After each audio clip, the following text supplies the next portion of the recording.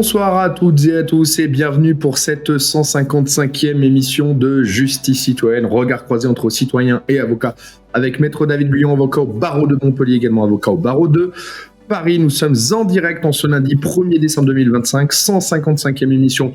Comme je vous l'indiquais juste avant, vous venez d'assister pour certains, je vous invite à retourner la voir, le petit flash info de David également sur sa chaîne YouTube, raison pour laquelle on débute donc ce live à cette heure-ci avec le petit live, on va dire le petit flash info qui était réalisé notamment sur le consentement, on va dire en lien avec les soignants, notamment où il a reparlé des soignants suspendus. Ce soir, on parle du consentement, donc notamment médical. Si vous n'êtes pas abonné, rappelez-vous que vous pouvez vous abonner aux deux chaînes YouTube, donc David Guyon avocat et Pierrick Thévenon. Nous avons encore de nombreuses personnes qui viennent regarder les vidéos et qui ne sont pas abonnés à la chaîne. N'hésitez pas, on va dire, à vous abonner. Ça permet de faire monter l'algorithme, augmenter, on va dire, la visibilité. Et je pense qu'il y a certaines vidéos, sans prétention aucune, qui méritent véritablement d'être vues, diffusées. Une petite parenthèse qui n'a rien à voir, enfin, de manière presque indirecte, finalement, un peu si, quand je vois encore des articles juridiques, vous avez vu là sur la dermatose nodulaire contagieuse, la DNC. David a fait une émission il n'y a pas longtemps. Emparez-vous si vous connaissez ces fameux agriculteurs qui sont concernés, où on leur annonce à l'avance que là, le dernier cas sur lequel je suis tombé, l'article juridique, l'article, on va dire, d'actualité de médias, ça a été notamment, je ne sais plus dans quel patelin, parce qu'ils ont retrouvé notamment un petit peu de dermatose, on va dire des nodules sur une patte d'une vache où ils veulent abattre tout le troupeau. David on a fait une émission sur le sujet où il rappelle, on va dire, la possibilité de pouvoir faire des recours pour essayer de démontrer comme quoi, on va dire, on est face potentiellement à une décision, on va dire, qui dépasse, on va dire, qui n'est pas, j'ai oublié les termes juridiques, excuse-moi David, vous savez, les fameux termes, on va dire, pas spécialement appropriés.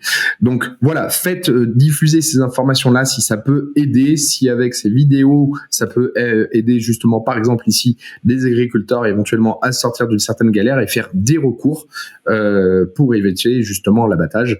Et vous avez d'autres cas, même, vous avez vu également, où on est vraiment dans le n'importe quoi, avec justement un troupeau entier qui a déjà été vacciné il y a X jours et qui finalement, on va lui dire, on va abattre également encore tout le troupeau où ils pensaient avoir tout bien fait et finalement on leur dit, on va abattre la totalité de votre troupeau. Donc ces agriculteurs sont totalement démunis. Je pense qu'il faut vraiment qu'ils aient conscience, notamment de cette vidéo qui avait fait, de cette émission qu'on avait fait avec David sur la dermatose nodulaire contagieuse. Encore une fois, likez, partagez, abonnez-vous, partagez-la. Voilà, c'est gratuit, ou moi comme ça, ensuite, qu'ils appellent n'importe quel cabinet d'avocats, mais leur dire qu'il y a potentiellement des possibilités de recours juridiques plutôt que de pleurer sur un propos qui va se faire abattre. Voilà pour ça. Mes excuses pour cette petite introduction, mais voilà, ça me semblait, on va dire, important. Alors, je peux pas courir après tous les agriculteurs, mais ça m'embête encore de me dire, est-ce qu'ils ont saisi toutes les voies de recours avant de pouvoir potentiellement juste constater un abattage de leur troupeau entier. C'est quand même dommage quand on sait que l'information, on va dire, est disponible ici et que il y a peut-être des possibilités de pouvoir, on va dire, outrepasser justement, juridiquement parlant, ces abattages, on va dire, de masse qui deviennent du grand n'importe quoi. Bref, donc ce soir, j'ai hâte de t'écouter, David, parce que je suis on ne peut plus concerné, puisqu'on va parler du consentement médical. Différentes questions ont été préparées. Le consentement médical, est-ce qu'on peut finalement, si j'ai bien compris, l'objet, c'est est-ce qu'on doit, on va dire, à quel moment est-ce que l'on doit mettre notre consentement, à quel moment est-ce qu'il se limite, puisqu'il y a toujours des limites dans un système. Finalement, notamment, et l'une des questions, on va dire des interrogations qu'a préparé un petit peu Gauthier aussi, c'est notamment justement les cas qui me concernent moi en tant que pompier. C'est par exemple quand la victime est inconsciente, lorsqu'on ne peut pas demander son consentement, qu'est-ce qui est autorisé, qu'est-ce qui n'est pas autorisé. Et c'est là, je pense, qu'on va voir où la limite, on va dire, est fine. Et donc, j'ai hâte de t'écouter pour ça.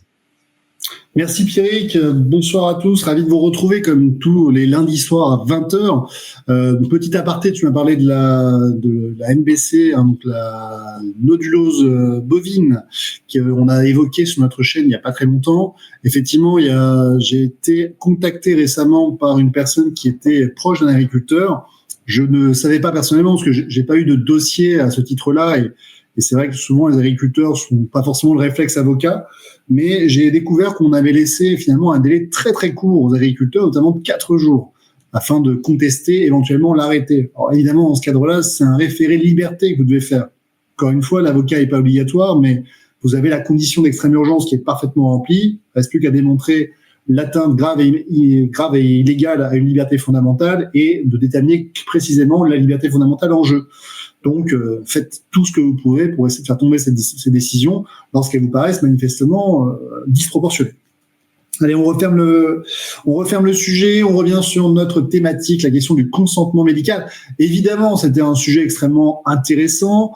Plusieurs raisons m'ont amené à parler de ce sujet. Tout d'abord parce que, à l'aune où on est en train de parler de vaccination obligatoire contre la grippe, revient la question du consentement, notamment du consentement de deux catégories de population, les soignants qui travaillent dans les EHPAD et les maisons médicalisées, et d'autre part, des patients qui se trouvent dans ces mêmes établissements.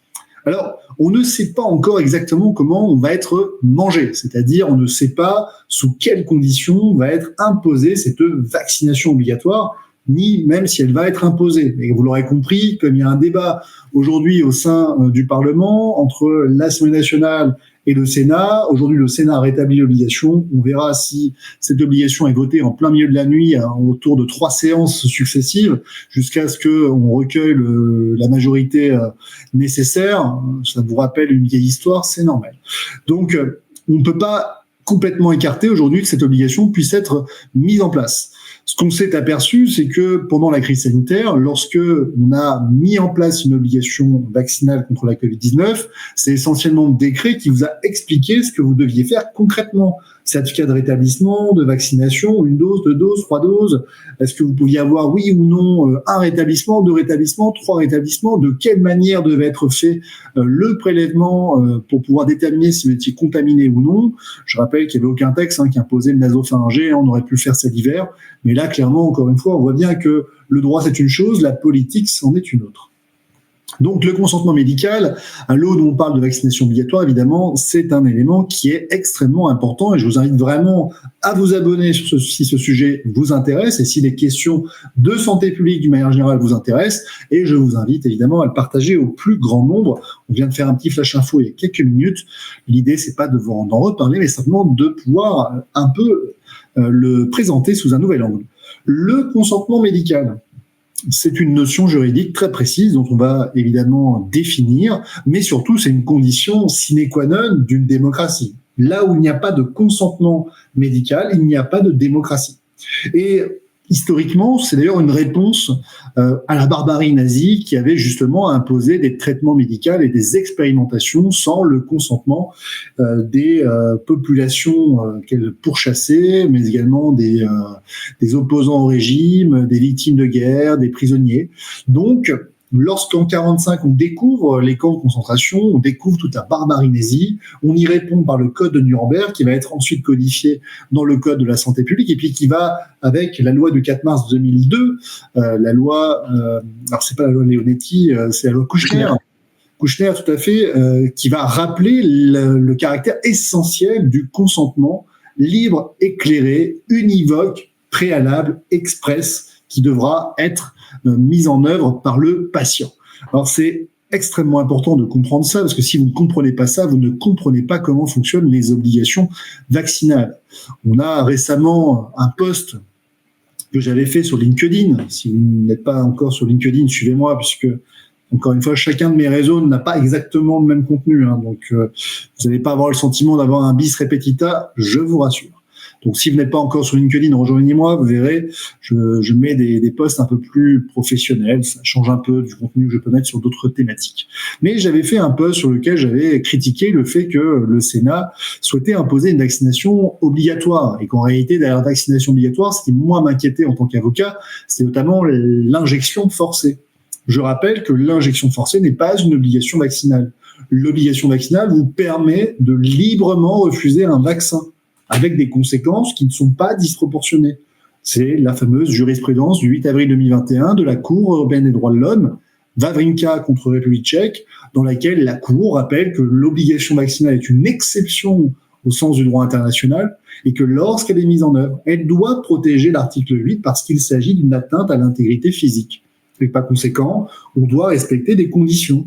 On doit avoir un vaccin qui est connu et reconnu, dont on connaît déjà l'ancienneté, la balance avantages-inconvénients largement en faveur des avantages, on doit lutter contre une maladie mortelle, on ne doit pas injecter de force la potion. Et évidemment, en cas de refus, on ne doit pas avoir des conséquences disproportionnées, sinon il n'y a plus de consentement libre et éclairé. Bon. Quand vous avez compris ça, vous avez compris pourquoi la loi du 5 août 2021 ne peut pas s'inscrire dans l'arc démocratique. Elle ne peut pas être considérée comme étant une loi de la République, parce qu'il s'agit vraiment clairement d'une exception. Donc une fois qu'on a compris ça, on comprend à quel point la question du consentement médical est essentielle. Elle distingue les sociétés civilisées des sociétés barbares, ni plus ni moins. Donc c'est pas rien de rappeler qu'il s'agit d'un droit qui est fondamental et qui malheureusement, récemment, lors de la loi du 5 août 2021, a été très clairement battu en brèche. Et le risque est que cette exception qui a été instaurée de manière parfaitement légale, pas morale, mais légale, pas éthique, mais légale, ne puisse se reproduire dans les prochaines vaccinations. Et c'est vraiment tout l'enjeu de la vaccination contre la grippe, de vérifier qu'il s'agit bien d'une obligation vaccinale traditionnelle, c'est-à-dire en cas de refus, il n'y a pas de conséquences particulières pour vous. Vous êtes un patient dans un EHPAD ou dans une maison médicalisée, la vie continue, c'est exactement la même chose. Vous ne faites pas l'objet d'une discrimination quelconque.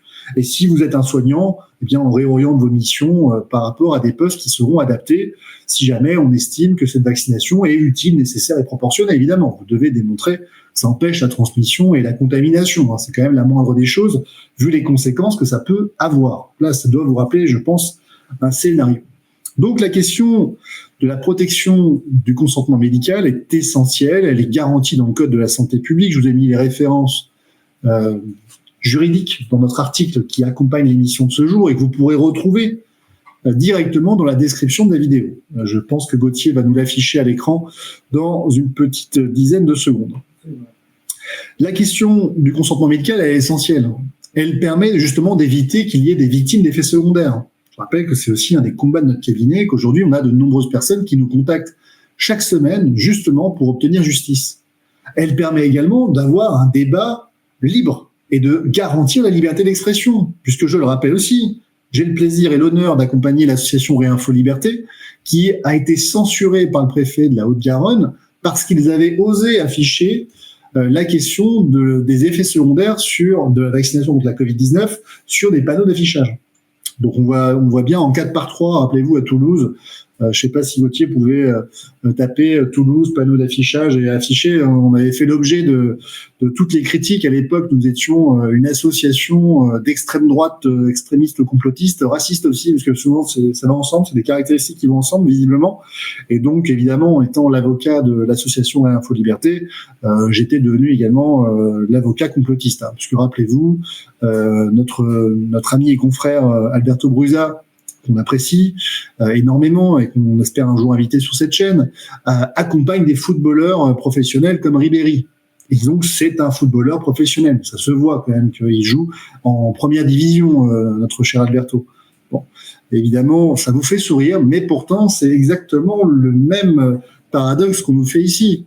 C'est comme si on considérait que notre cher ancien ministre de la Justice, Dupond-Moretti, parce qu'il avait défendu des terroristes, était lui-même terroriste. Donc, je pense que vous commencez à comprendre un peu l'image, mais évidemment, on ne peut pas confondre l'avocat avec les personnes qu'il défend, et moi, avec l'association Réinfo Liberté, c'est tout sauf une association d'extrémistes complotistes. Ce sont des professionnels, des scientifiques qui discutent à une époque où il n'était pas possible de discuter, eh bien, de la question des effets secondaires, d'un traitement expérimental dans le sens où on vaccine et puis on regarde ensuite s'il y a ou non des effets indésirables.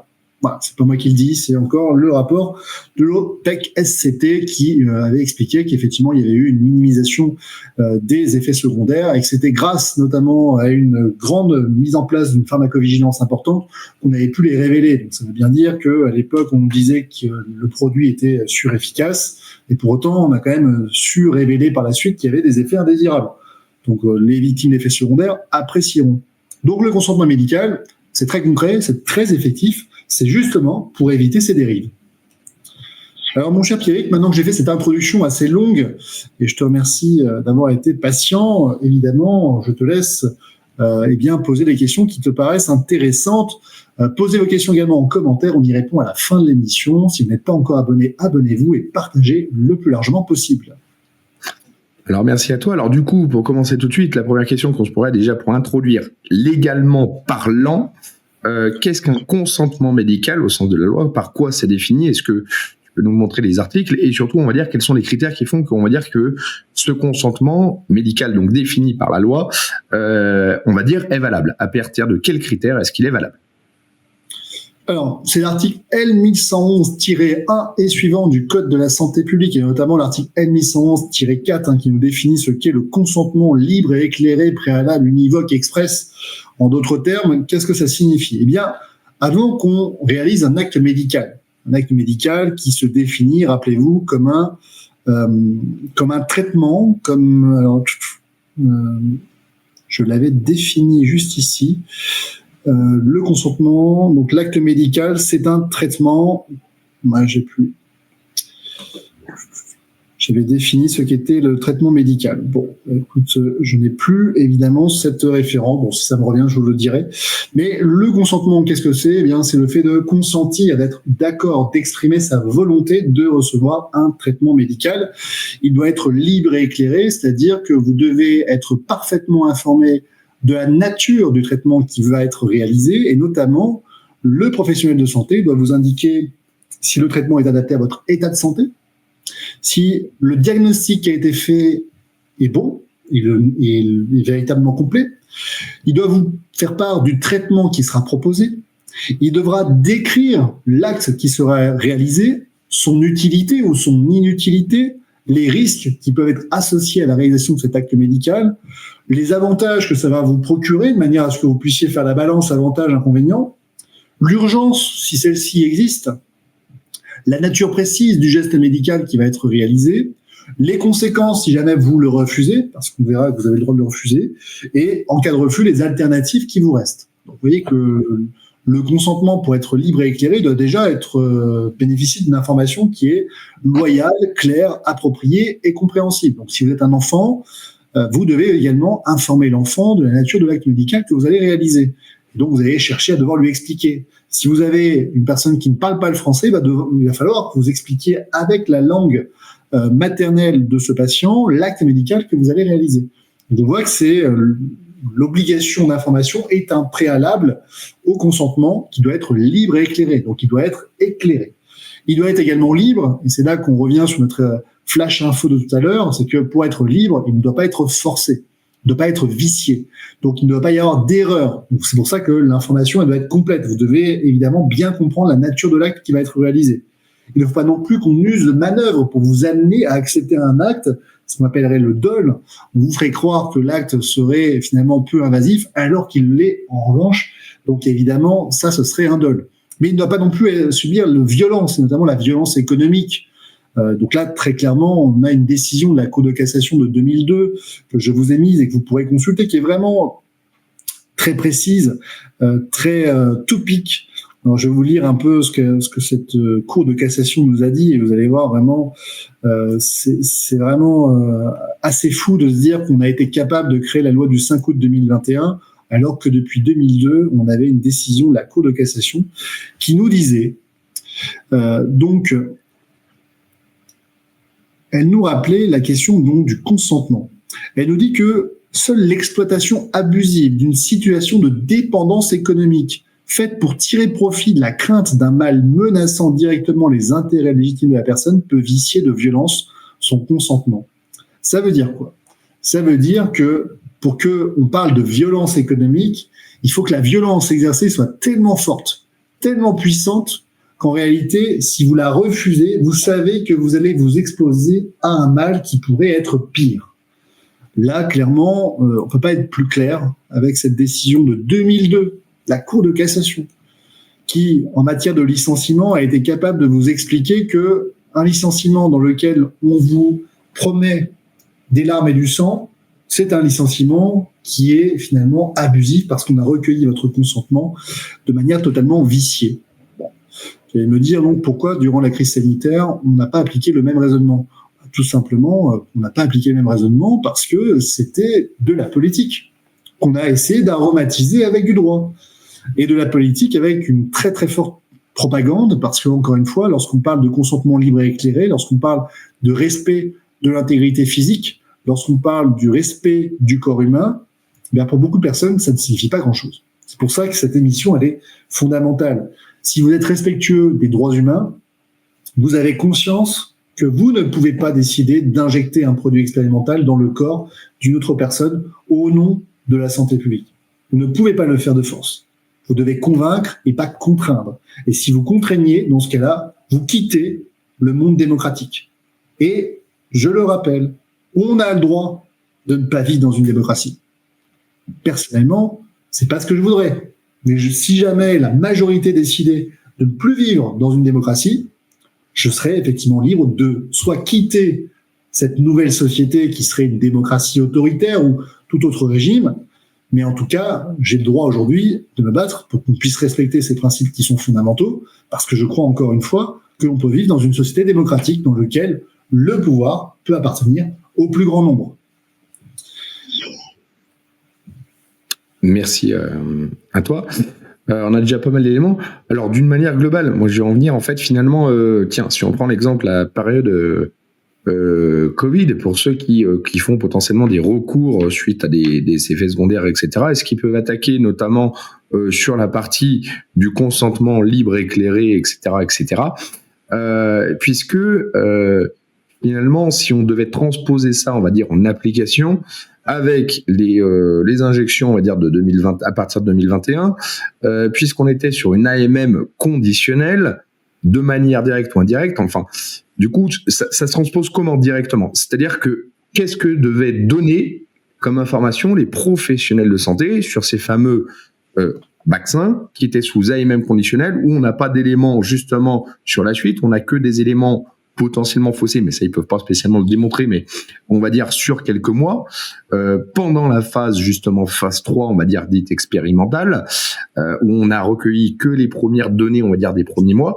Donc concrètement, matériellement parlant, on va dire qu'est-ce qui était censé normalement évoquer des professionnels de santé à n'importe qui souhaitait faire justement une vaccination Covid, par exemple. Alors, on le rappelle, la loi du 5 août 2021 n'a jamais abrogé une partie du Code de la santé publique. Abroger, ça veut dire qu'elle n'a jamais dit, dorénavant, ces règles ne s'appliquent plus. Elle n'a pas non plus suspendu ces règles. Elle n'a jamais dit, le Code de la santé publique, vous le prenez, vous le mettez en boule, et vous lancez. Bref, vous avez compris l'image. Elle n'a jamais dit ça. Donc, l'article L1111-2 du Code de la santé publique rappelle que le professionnel de santé est titulaire d'une obligation d'information loyale, claire, appropriée et compréhensible. Loyale, claire, appropriée, compréhensible.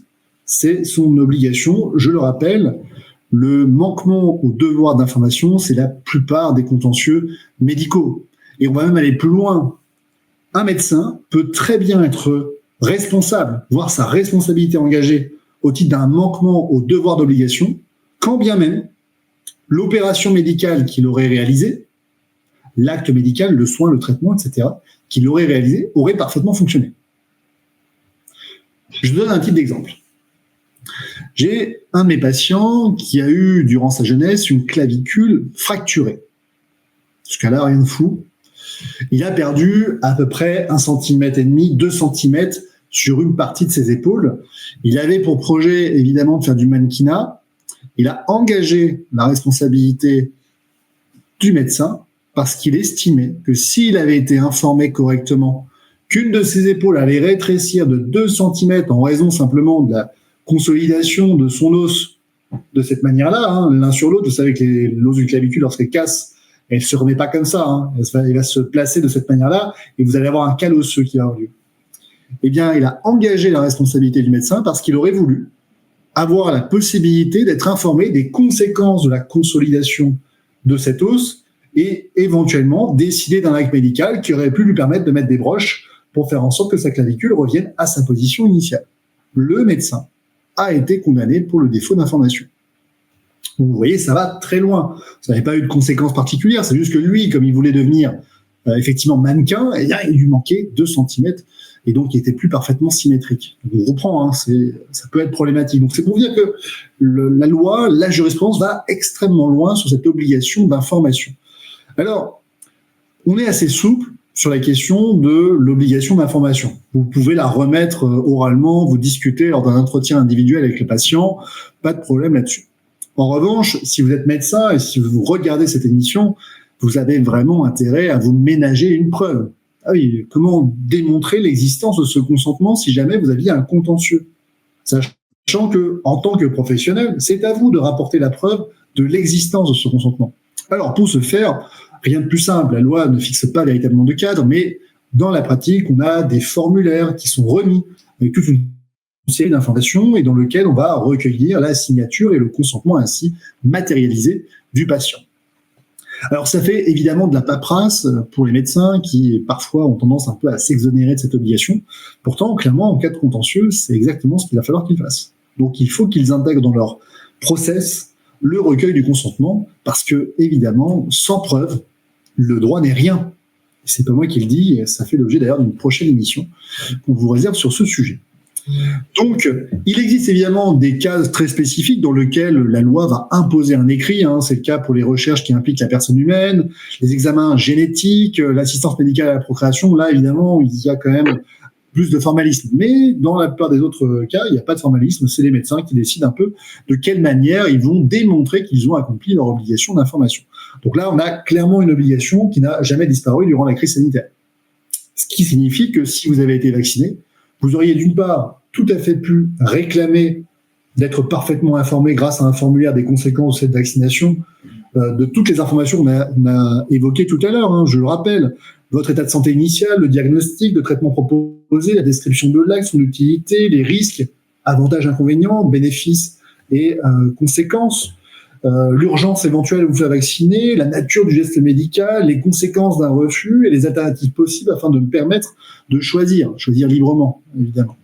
Donc, dans la pratique, on le sait, jamais ce recueil du consentement n'a été effectué. C'est une faute médicale. Tous les médecins pourraient voir leur responsabilité aujourd'hui engagée. Je trouve que c'est effectivement l'hystérie populaire et politique du moment qui a permis de mettre totalement de côté cette exigence qui est vraiment rappelée de manière très claire dans la loi. Et c'est très inquiétant pour nous. Parce que ça veut dire quoi? Ça veut dire que la volonté politique peut être au-dessus de la loi. Quand la volonté politique est au-dessus de la loi, on retourne au temps des lettres de cachet. C'est finalement le fait du prince. Alors, une société qui vit avec le fait du prince, c'est pas une démocratie. Mais encore une fois, on peut ne pas avoir envie de vivre dans une démocratie. En tout cas, voilà, très intéressant. Merci pour ces éléments et ces précisions. C'est finalement, oui, encore une fois, mais j'ai presque envie de dire que, en principe, les médecins et les chirurgiens, quand on dit qu'ils ont un bon salaire, je pense qu'ils en oublient une chose, c'est pas parce que juste de par leurs études, leurs actes, c'est parce que également, rappelez-vous, très souvent également en France, notamment, notre manière de rémunérer les gens, c'est en principe également, on rémunère on va dire la responsabilité. Des gens qui sont à des hauts postes, on dit ils gagnent beaucoup d'argent, mais en fait, faut pas oublier non plus aussi qu'ils engagent aussi leurs responsabilités. Donc, c'est la raison pour laquelle finalement, indirectement, c'est pas marqué ça sur les fiches de paye ou autre, mais vous avez plein de postes, plein de fonctions. Vous savez, comme moi qui suis un petit peu, on va dire, alors, je fais très peu ce genre de mission, mais qui est une casquette également de consultant dans le domaine de la prévention incendie. On va dire quand un client, une entreprise me sollicite pour avoir ne serait-ce qu'un conseil sur des mesures de sécurité incendie, je suis hyper vigilant à ce que j'écris, puisque même si c'est lui qui a la responsabilité, dès lors où il me sollicite, j'engage ma responsabilité au sens où si j'induis en erreur une entreprise ou autre et qu'elle brûle, par exemple, demain, même si c'est eux qui ont la responsabilité de leur entreprise, on va dire, je peux avoir, on va dire, en quelque sorte, concouru, on va dire, à faire en sorte que l'entreprise brûle, si vous voyez ce que je veux dire. Ou par exemple, sur un défaut de conseil ou un mauvais conseil. Donc, on engage également tout ça. Voilà. Donc, la responsabilité, entre guillemets, se paye. Et là, en effet, avec la crise Covid, moi, je trouve surtout, il y en a beaucoup qui ne veulent être responsables de rien. Comme je dis, on va dire, comme je disais à beaucoup, c'est ce qu'on a vu notamment au niveau des politiques, même à l'échelle locale, les maires, etc.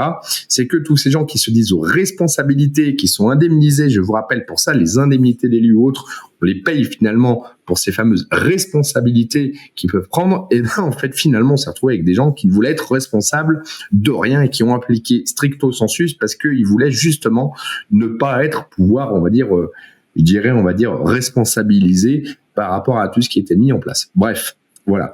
Voilà pour ça. D'une manière donc globale sur notre partie, voilà, consentement libre éclairé, j'ai envie de dire, alors, à partir de quel moment finalement, tiens, alors je fais un petit coucou, ça faisait un moment qu'on n'avait pas vu, à Bloom également. Oui. Bonsoir. Alors, j'ai souri également parce que Clio, j'ai vu ton commentaire il y a 3 minutes. Voilà, ça y est, il va recommencer à me faire marrer celui-ci. La Clio, de temps en temps, vous savez, ces petits commentaires habituels qui me font rire un petit peu en coulisses et qui me déconcentrent. On l'a tous vu. Merci Clio. On lit vos messages. Bref, donc pensez à liker, partager, surtout vous posez vos questions. Si vous en avez, on les étoile et on y répond juste après. Du coup, en fait, finalement, à partir de quel moment faut-il démontrer, on va dire, ce fameux consentement ? Typiquement, alors, je vais être, on va dire, dans l'exagération. J'ai mal à la tête, je vais voir le médecin, il me prescrit du Doliprane. Bon, par exemple, est-ce que, on va dire, on doit avoir toujours, on va dire, à ce moment-là, systématiquement un consentement. Attention, les effets secondaires du Doliprane, c'est ceci, c'est cela. Est-ce que c'est le pharmacien qui a obligation, lorsqu'il me le délivre, de me rappeler, on va dire, quelles sont un petit peu les consignes d'usage ? Est-ce que le fait qu'il y ait une notice dans ce médicament que je vais aller acheter, on va dire, suffit à démontrer, entre guillemets, on va dire, qu'il y a eu, on va dire, un consentement. Voilà. À partir de quand, finalement, ça commence, cette information, tiens, je vous conseille de prendre tel de médicament. Pourquoi, comment, les effets secondaires potentiels et ce que l'on sait dessus. Elle commence dès le point de départ du traitement. Et d'ailleurs, la loi exige que le consentement du patient soit préalable. Préalable à quoi ? Au traitement, à tout acte médical, à la préconisation. Et tu le mentionnes très bien. Lorsque tu achètes une boîte de médicaments, tu as déjà le pharmacien qui doit te dire la posologie, les contre-indications, etc. Vérifier qu'en te donnant le médicament, il n'y aurait pas une problématique qui n'aurait pas forcément été envisagée par le médecin. Hein, l'erreur est humaine. Et évidemment, on a toujours les notices dans les médicaments qui nous sont vendus. Je suis pas un très grand consommateur de médicaments, donc aujourd'hui, je sais pas trop à quoi ressemblent les notices, mais je crois qu'il y a quelques idéogrammes qui sont exercés. C'est quand même plutôt bien fait et ça permet pour celui qui ne peut pas faire n'importe quoi d'avoir quand même des informations qui peuvent être vitales. Donc aujourd'hui, clairement, cette obligation d'information, elle est en très grande partie respectée. Il n'y a pas de souci là-dessus. Hein. On a beaucoup de médecins qui sont très formalisés, qui mettent des process en place et ça fonctionne très bien. Mais on le constate pendant cette crise sanitaire, on a eu clairement une sorte de pratique qui s'est développée. Et aujourd'hui, ce que je constate avec beaucoup de mes clients, c'est que notamment lorsqu'on a des personnes qui sont un peu fragiles, des personnes qui souffrent de certains troubles psychologiques ou psychiatriques, eh bien, les médecins s'exonèrent parfois de cette obligation préalable, express, écrite, qui va être nécessaire avant tout acte médical. On va leur dire, nous, on veut que vous fassiez vacciner.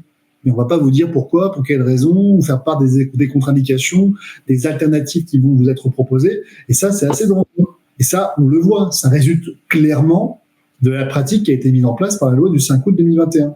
Quand vous êtes un médecin et que vous dites finalement on a pu injecter des millions de personnes en s'exonérant finalement de cette obligation qui est assez lourde, qui peut être assez contraignante, on prend l'habitude et on se dit finalement, est-ce que pour d'autres actes médicaux pour lesquels ils ne contestent pas l'utilité, en tout cas avec leur vision médicale, ils ne contestent pas l'utilité, eh bien on va avoir des personnes qui ont pris l'habitude de s'exonérer de cette obligation quand bien même elle est prévue par la loi. Donc vous, votre rôle en tant que patient, c'est d'exiger systématiquement une information qui soit loyale, complète, sincère, réelle et qui vous donne toutes les informations que vous avez le droit d'exiger. Et je vous en ai fait une liste dans l'article juridique de ce jour. C'est pas une liste limitative, mais si un jour quelqu'un veut vous imposer une vaccination ou vous imposer un traitement médical, vous vous inspirez de mon article et vous rédigez votre courrier en lui demandant clairement l'information exigée pour pouvoir vérifier que c'est parfaitement adapté à votre situation. Vous allez voir, très souvent, vous risquez d'avoir des préconisations qui seront peut-être un peu plus mesurées. Et déjà, vous aurez fait une première victoire dans un pas en direction d'un système qui est un peu plus respectueux du consentement des patients. En tout cas, merci à toi. Du coup, je voudrais qu'on en parle, si c'est possible, de deux cas, notamment d'urgence, si on peut dire, notamment les mineurs. Voilà, est-ce que eux, ils ont leur consentement, on va dire, à donner pour un traitement, on va dire, lorsque notamment le tuteur légal, les parents ou autres ne sont pas là, puisque je suppose, on est déjà, voilà, il est déjà bientôt 21h, donc on va aller déjà tout de suite, je pense, sur cette situation-là. Le mineur sans le représentant légal, que peut faire le médecin? Qu'est-ce qu'ils ne peuvent pas faire en termes de, justement, de consentement et de mise en place d'un traitement? Et puis surtout, on va dire également les autres cas d'urgence où la personne ne peut pas donner son consentement. Par quoi c'est couvert? Typiquement, les situations, comme j'évoquais en introduction, moi j'interviens en tant que pompier, on a une équipe médicale du SAMU qui arrive également pour une personne qui est totalement inconsciente, traumatisme crânien, qui va être intubée, etc., etc. On va dire qu'est-ce qui protège, on va dire qu'est-ce que le praticien peut faire, jusqu'où peut-il aller, je dirais, sans le consentement de la personne, puisqu'il n'est pas apte à le donner. Alors, pensez à vous abonner, évidemment, les amis. Ce soir, on est à 40 personnes d'atteindre les 64 000 abonnés. Donc, si ce soir, on y arrivait, ce serait vraiment super et je vous en remercie. Pensez également à vous abonner à la chaîne de Pierrick. Alors, mon cher Pierrick, tu as cité trois situations différentes. La question du mineur. Hormis le mineur émancipé, il y a toujours un représentant du mineur. Soit c'est le directeur de l'ASE, soit ce sera effectivement le parent ou les parents. Dans ce cas-là, le médecin va quand même chercher à informer le mineur. Il a l'obligation de le faire. C'est quand même une exigence fixée par la loi. Et en fonction de son degré de maturité, essayer de rechercher son consentement pour voir si, évidemment, le parent, le représentant, va dans le même sens que le mineur. Ça, c'est la première chose. La deuxième chose, on a le majeur protégé, tuteur ou curateur. Eh bien, ce dernier, pareil, on ne doit pas imposer d'acte médical à un majeur qui est protégé et on va devoir chercher à recueillir le consentement du majeur protégé et vérifier s'il est en état de pouvoir consentir ou non à un acte médical. Et si tel n'est pas le cas, c'est à ce moment-là qu'on se retournera vers les tuteurs et curateurs. Alors évidemment, tout ça est assez obscur parce que qu'est-ce qui pourrait être considéré comme étant pas en état de pouvoir accepter ou refuser un traitement médical? Ça va être une appréciation médicale. Et là, dans ce cas-là, les avocats, les juges ne pourront pas juger de l'opportunité de l'appréciation du médecin, mais ils devront vérifier que les conditions médicales sont remplies ou non pour déterminer si le choix qui a été fait par le médecin était correct. Donc, c'est quand même pas non plus un choix totalement arbitraire. Et là, encore une fois, les avocats, les juges ont un rôle à jouer. Enfin, tu as cité la personne qui est inconsciente, qui est dans l'incapacité temporaire ou définitive de pouvoir consentir. Donc là, c'est la personne inconsciente ou la personne dans le coma.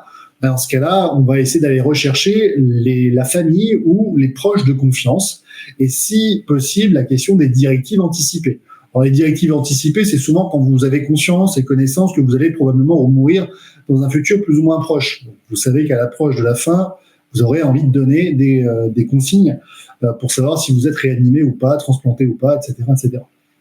Lorsque c'est pas le cas, dans ce cas-là, on va essayer de déterminer si vos proches, si votre famille est en mesure de déterminer si vous auriez souhaité être réanimé, amputé ou autre, afin de vous exercer un acte médical. Et lorsqu'on n'a aucune de ces informations, eh bien, on va, en cas d'urgence notamment, et ça va être le cas pour toi, mon cher Pierrick, décider de réaliser les actes médicaux strictement nécessaires pour permettre la survie de la personne. Donc là, évidemment, c'est la vie qui prime surtout. On vous demandera plus votre avis médical.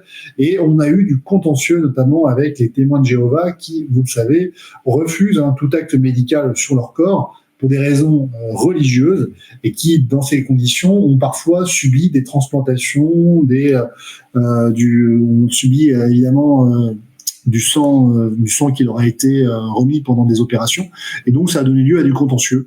Là, encore une fois, vous pouvez donc exciper du consentement, de l'absence de consentement du patient parce que vous allez chercher à lui sauver la vie. Voilà, clairement, une des exceptions qui a été mise en place par le Code de la santé publique. Et enfin, une des dernières situations, c'est les soins sans consentement en matière psychiatrique. Là, on a un trouble psychiatrique qui empêche de pouvoir exprimer un consentement.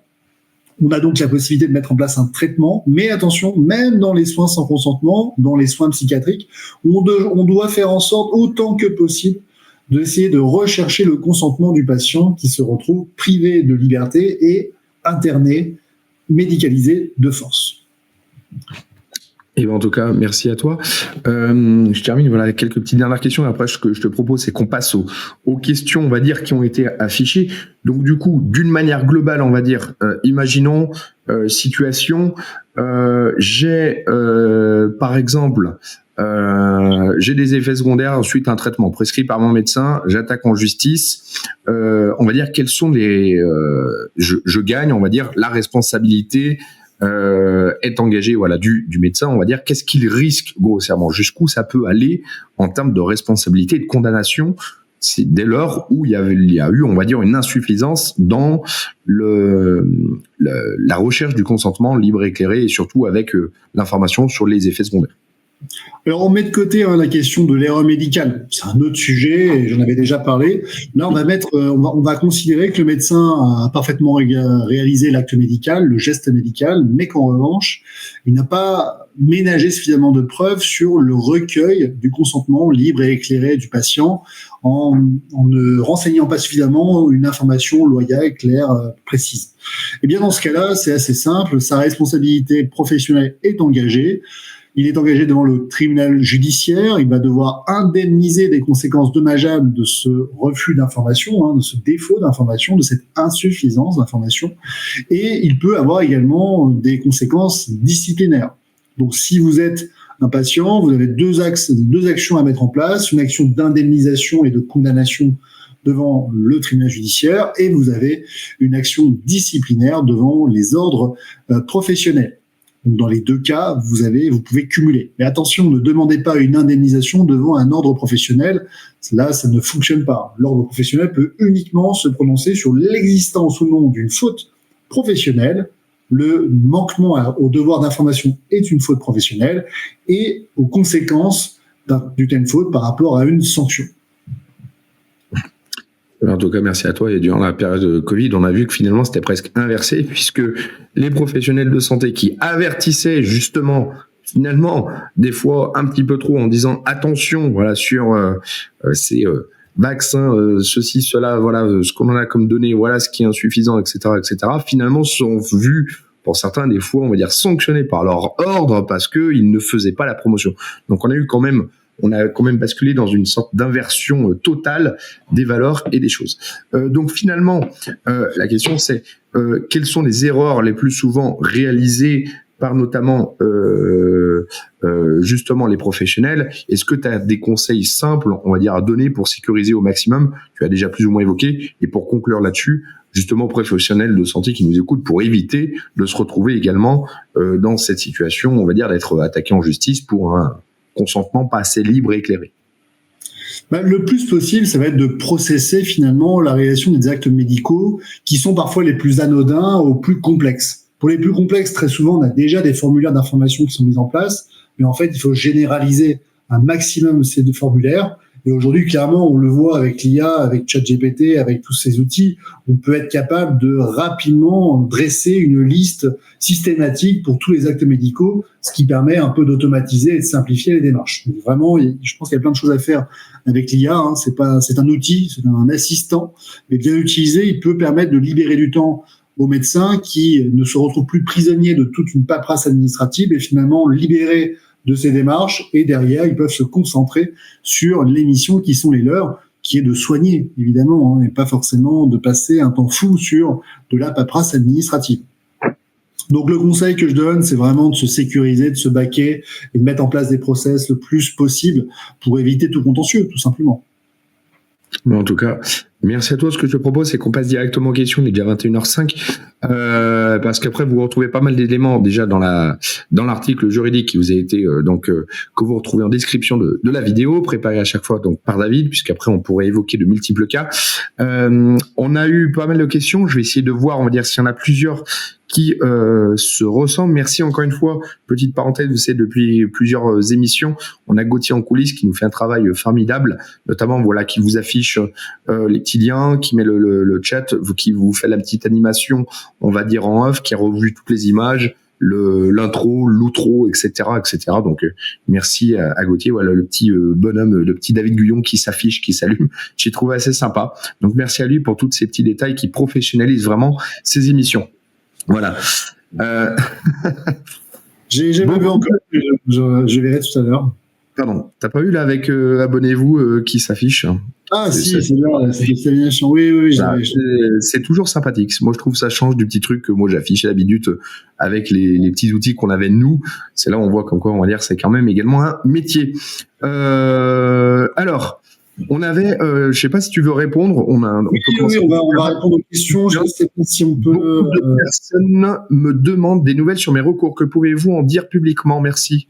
Alors, secret professionnel oblige, mais évidemment, les recours avancent. Pour l'instant, je n'ai pas eu encore de condamnation, mais c'est normal, j'ai pas eu de jugement, si ce n'est 3 décisions isolées qui sont pas systématiquement des situations, on va dire, les plus typiques rencontrées par les soignants suspendus et qui ont systématiquement fait l'objet de contestations devant les cours administratifs d'appel.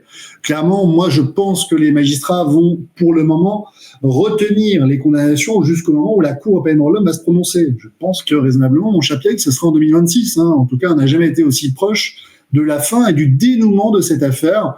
Je le rappelle, soignants suspendus, si jamais la France est condamnée, et à mon sens, si la Cour européenne des droits de l'homme ne fait qu'appliquer sa jurisprudence de 2021, elle le sera, vous aurez un droit à indemnisation qui sera largement facilité.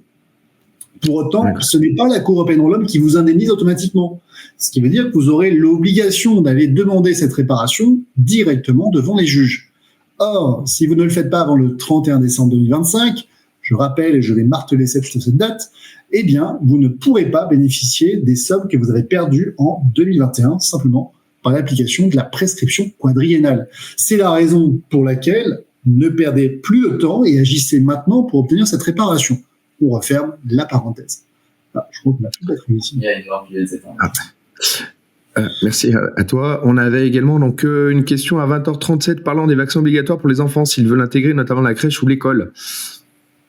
Aujourd'hui, clairement, il n'y a pas véritablement de solution. Moi, j'évoque deux stratégies différentes. La première, c'est de systématiquement contester les conséquences d'un refus de vaccination lorsque notamment les enfants se retrouvent déscolarisés ou refusés à l'entrée d'une crèche. On l'a vu, la Cour européenne des droits de l'homme nous dit on peut refuser une vaccination à partir du moment où les conséquences d'un refus ne sont pas disproportionnées. Et dans la décision de 2021, il s'agissait de contraventions qui s'élevaient à 200 €. Donc évidemment, là, c'était largement, on va dire, surmontable pour les parents. Là, si vous vous retrouvez avec des enfants qui sont déscolarisés et qu'en même temps on vous dit vous devez les scolariser, mais pour les scolariser, vous devez finalement les faire vacciner, on se retrouverait ici avec des conséquences contradictoires, ce qui est la définition même d'une tragédie. La tragédie, qu'est-ce que c'est? C'est 2 impératifs contradictoires que vous ne pouvez pas satisfaire en même temps. Et là, c'est la définition même de la tragédie. Vous avez l'obligation de réaliser les vaccinations, vous avez l'obligation de les inscrire à l'école ou de les mettre en crèche, et parce que vous avez refusé des vaccinations obligatoires, vous ne pouvez pas satisfaire l'obligation d'instruction. Donc, première stratégie, celle-ci.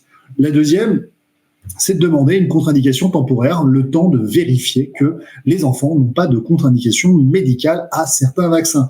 Je rappelle qu'aujourd'hui, c'est plus d'une quinzaine de vaccins qui sont injectés à nos tout petits, et ce, dès les premiers mois. C'est quand même assez inquiétant. Et même si on est favorable à la vaccination, on peut quand même considérer que autant de vaccins en si peu de temps, ça peut quand même poser des questions sur le plan éthique et scientifique. Et surtout que vous avez tous vu, je pense, alors ces temps, j'ai pas eu le temps d'assez suivre, mais encore une fois, alors on va me traiter de je ne sais quoi. Vous avez vu que outre de l'autre côté de l'Atlantique commence à se poser des questions sur potentiellement des causes potentielles d'autisme, de mort subite du nourrisson, des choses comme ça. Bref, il y en a qui sont en train d'investiguer un petit peu dedans. Je ne citerai pas de nom, je pense que vous savez très bien de qui je parle. Voilà, un certain Kennedy, j'ai l'impression qu'il est en train de mettre un petit peu le nez dans pas mal de choses. Et forcément, apparemment, ils sont peut-être en train de gratter, de trouver peut-être des réponses à certaines problématiques qui ont explosé ces dernières décennies. Et sont-ils en train de mettre le doigt sur une problématique? Peut-être, j'en sais rien, je n'affirmerai rien.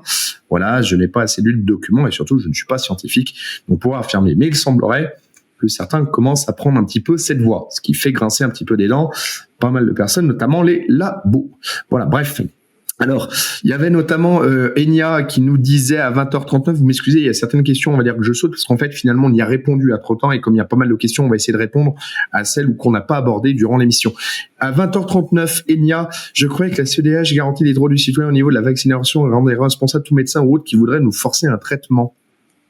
Alors, la CEDH garantit les libertés fondamentales protégées par la Convention européenne des droits de l'homme, notamment l'article 8, droit à la vie privée familiale, qui vous permet de refuser un traitement médical, y compris lorsque celui-ci peut vous causer la mort en cas de refus. Donc là, c'est l'arrêt Preti contre le Royaume-Uni de 2002.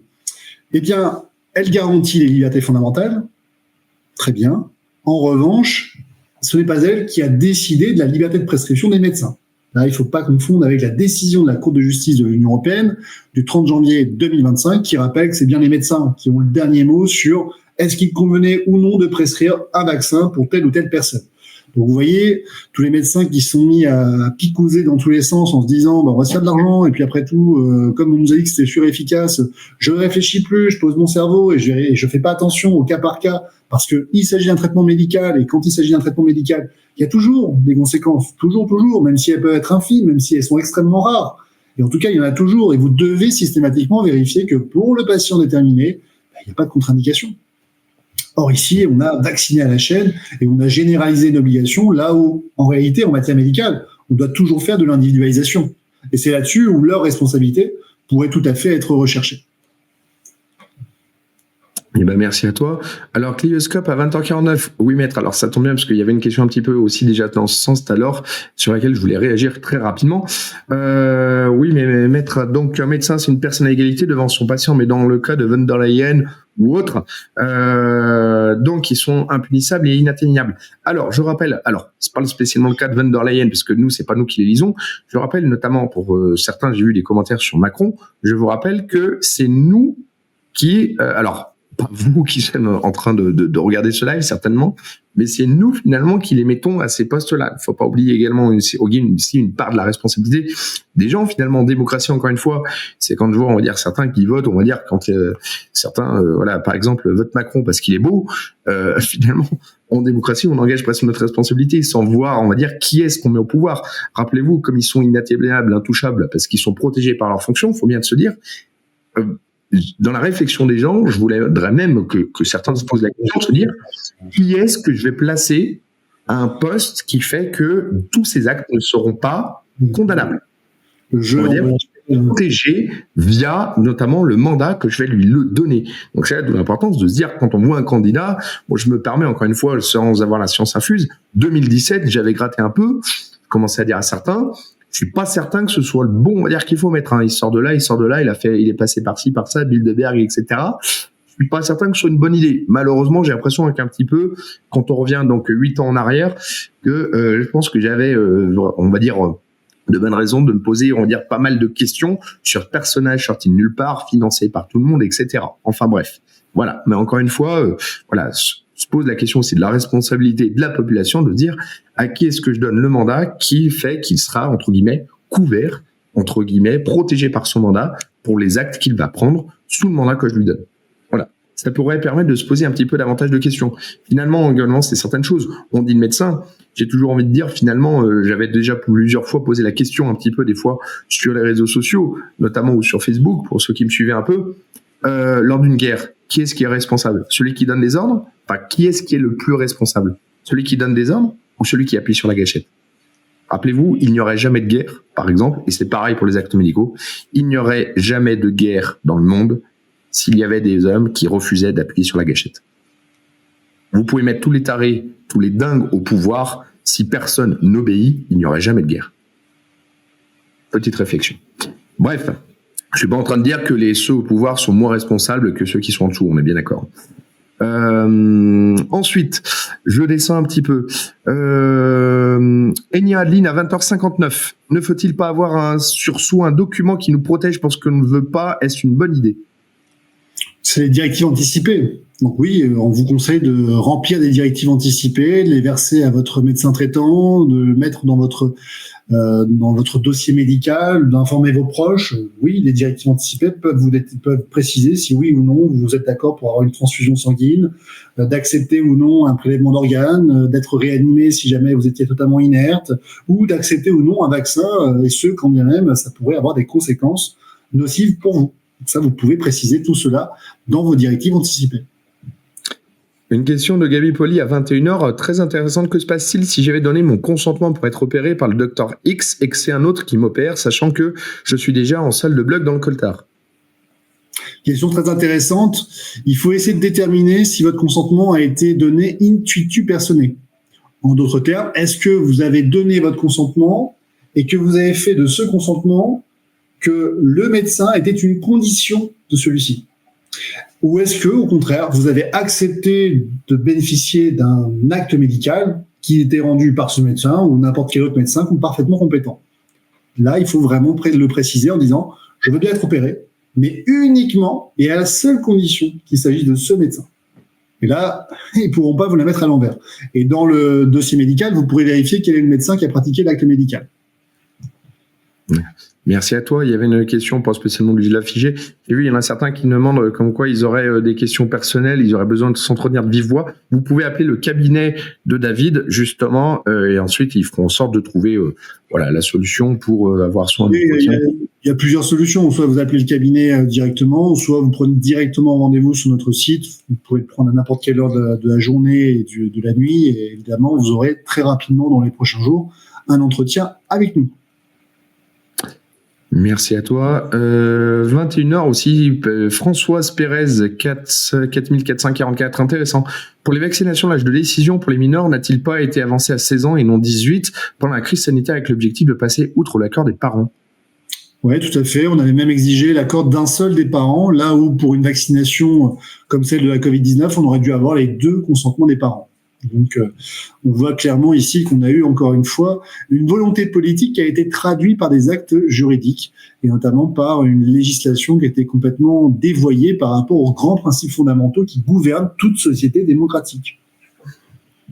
Merci à toi, et je terminerai par une question de Christian Becker. Bonsoir Christian, notre ami belge qui nous retrouve très souvent. 21h01, un prisonnier ayant perdu ses droits civiques et politiques garde-t-il le droit de refuser un traitement? Tout à fait. Rappelez-vous, Éric Dupond-Moretti, ministre de la Justice de son État, avait expliqué que les détenus n'étaient pas des cobayes. Donc ça en dit long sur ce qu'était le reste de la population, vous l'aurez compris. Oui, ça c'est vrai, je me rappelle là-dessus. Je propose juste sa dernière question parce qu'elle est assez intéressante également, ça permet de conclure. 21h09 également de Christian Becker. Peut-on réellement parler de consentement lorsqu'il existe une obligation? Finalement, c'est un peu la conclusion de ce live. Alors, on peut parler de consentement à partir du moment où les conséquences d'un refus ne sont pas disproportionnées. À partir du moment où vous avez bénéficié d'un consentement libre et éclairé, loyal, qui était préalable et express, et bien entendu, pour qu'il soit libre et éclairé, il ne doit pas être vicié. Pour ne pas être vicié, il ne faut pas que les conséquences d'un refus soient disproportionnées. Si elles sont disproportionnées, dans ce cas-là, il n'y a pas de consentement libre et éclairé. Et c'est la raison pour laquelle je conclurai là-dessus. Mais sur cette seule condition, la Cour européenne des droits de l'homme, elle pourrait dire tout ce qu'elle veut sur les cas d'autres conditions. Le vaccin était récent, mais ça marche quand même. Il luttait contre une maladie mortelle, mais bon, c'était quand même mortel pour certains. Ou les effets secondaires n'étaient peut-être pas connus, mais c'était largement favorable aux effets positifs. Et puis, il n'y a pas eu d'injection forcée, parce que évidemment, on ne vous a pas injecté de force en vous tenant avec un policier de chaque côté. Mais sur cette dernière condition, qui est la moins scientifique de tous, est-ce qu'on peut considérer que lorsqu'on vous promet de vous suspendre sans aucune rémunération pendant une durée indéterminée, qu'on vous interdit de bénéficier de prestations sociales, d'aller travailler ailleurs, est-ce qu'on peut encore considérer qu'avec toutes ces pressions exercées contre vous, le consentement était libre et éclairé? Si comme moi vous vous doutez de la réponse, dans ce cas-là, je me demande encore pourquoi vous n'avez pas demandé la condamnation de l'État pour être indemnisé. Il n'y a plus qu'à agir. Et bien en tout cas, merci à toi. Voilà, rappelez-vous, donc moi j'ai 2 recours, notamment avec David. Un auprès de la CEDH, dont on attend la décision contre cette fameuse loi du 5 août. J'espère vraiment qu'avec ton énorme travail, on arrivera à faire condamner. Ce serait quand même une belle récompense pour tout le travail qui a été fait. Et surtout faire entériner cette fameuse loi du 5 août. Et également le recours indemnitaire, voilà, auprès de l'État contre également. Et contre l'employeur, je le rappelle. Voilà, si la requête a été bien adressée, c'est ça, si mes souvenirs sont bons, directement au gouvernement français, moi et à mon employeur, on leur dit coucou, s'il vous plaît, vous m'avez suspendu. Écoutez, vous êtes, si je devais faire une petite synthèse pour les soignants, on va dire, et j'aime bien, on va dire l'angle d'attaque, puisque c'est, on va dire, du fait de la loi que l'on attaque. Finalement, c'est un peu moi qui viens dire, donc avec mon avocat, coucou, vous m'avez suspendu. Bah écoutez, pourquoi pas. Je remets même pas en cause pour le recours indemnitaire les vaccins, mais c'est juste que par contre, j'ai perdu du salaire. Donc, si vous pouviez, du fait de votre loi, on va dire m'indemniser de ce que j'ai perdu, on va dire de manière injuste, s'il vous plaît. Merci et merci de nous donner temps, s'il vous plaît. Grossièrement, c'est ça. Voilà. Donc, on espère également que ça va donner, puisque c'est finalement de dire, bon bah, du fait de la loi, on engage votre responsabilité. Et surtout, on n'y est pour rien si on est, on va dire, concerné directement par cette loi. Merci de nous indemniser pour ce qu'on a perdu du fait de la loi. Voilà un petit peu le principe finalement du recours, on va dire, indemnitaire qui est proposé par David. Lundi prochain, de quoi parle-t-on ? Lundi prochain, on va parler de la protection fonctionnelle. Alors, mon cher Pierrick, je ne sais pas si tu t'en rappelles, on en avait parlé une fois en octobre 2023. J'étais dans ma chambre d'hôtel à Malte. C'était sympa, mais clairement, on va aller beaucoup plus loin sur le sujet parce que c'est une émission qui a été très peu vue, très peu visualisée. Et l'article juridique que nous avions rédigé à l'époque était intéressant, mais clairement, on va aller beaucoup plus loin la prochaine fois. Donc, si vous n'êtes pas encore abonné, abonnez-vous, partagez autour de vous, et puis on se retrouve la semaine prochaine à 20h en direct avec Pierrick Thévenon. Alors, pour mettre un petit peu l'eau à la bouche, protection fonctionnelle, tu peux nous donner juste quelques mots-clés, on va dire, de quoi parle-t-on, qui est-ce que ça concerne ? La protection fonctionnelle, c'est le droit pour tout agent public victime de harcèlement ou d'une infraction à son encontre de bénéficier notamment, et pas exclusivement, de la prise en charge de ses frais d'avocat. C'est donc une garantie qui est essentielle pour les agents publics victimes notamment de harcèlement moral, et on va voir ensemble comment on peut la déployer parce que vous êtes encore bien trop nombreux à ignorer ces mécanismes et surtout à ne pas en bénéficier, ce qui est vraiment dommageable. Eh ben, en tout cas, merci à toi, merci à toutes et tous pour votre présence. Pensez à vous abonner aux deux chaînes YouTube, David Guyon, avocat, et Pierrick Thévenon, à liker, partager, vous abonner. Comme j'ai dit en introduction également, petite parenthèse en lien avec l'actualité, reprenez la vidéo, notamment, vous savez, sur la dermatose nodulaire contagieuse, la DNC, qui a été faite il y a 2 semaines, 3 semaines, je ne sais plus, et de l'envoyer encore à des agriculteurs, enfin au maximum dans les réseaux agricoles, essayer de faire circuler cette vidéo, puisque quand je vois, on va dire, certains qui sont démunis et qui attendent, on va dire, finalement que on vienne abattre leurs troupeaux, voilà, je me dis, est-ce qu'ils ont tout tenté avec les propositions faites, notamment par David ? Je ne suis pas sûr. Bref, donc, relié au maximum, et puis on se retrouve lundi prochain en direct dans Justice Citoyenne, regard croisé. Merci à toutes et tous, merci Gauthier, merci à la régie. Pierrick, générique. Bonne soirée.